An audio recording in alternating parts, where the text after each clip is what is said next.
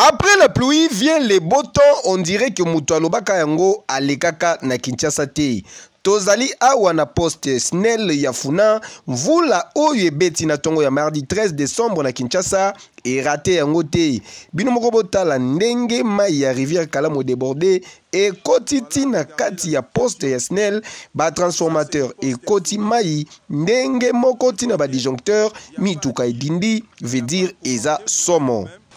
Comment les transformateurs est déjà immergés dans l'eau, au lieu d'être immergés dans l'huile, vous voyez même les disjoncteurs, tout est paralysé, on ne sait pas quoi faire, vous voyez vous-même.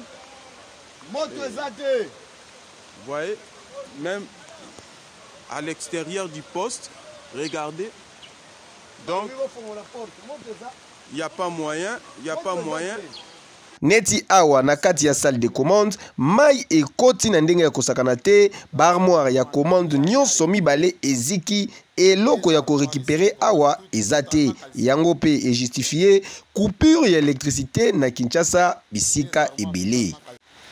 Ici la salle de commande. Dans la salle de commande, donc il n'y a rien à récupérer. Les deux armoires ici de commande, tout totalement calcinées. Les deux armoires totalement calcinées.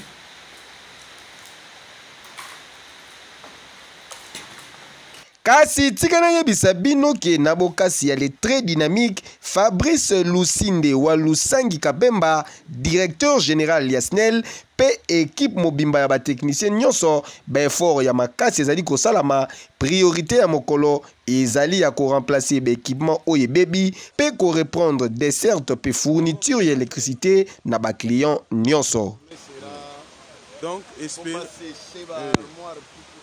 espérez-vous que la journée d'aujourd'hui et de demain, nous serons dans le blackout parce qu'on ne sait pas comment alimenter encore les postes. Donc là, il faut attendre d'abord le niveau d'eau diminue.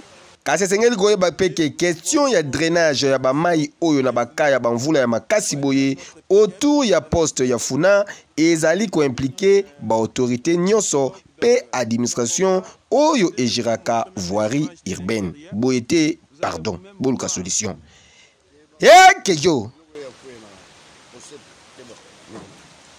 Donc, moi je suis là au-dessus de la porte, de la grande portail.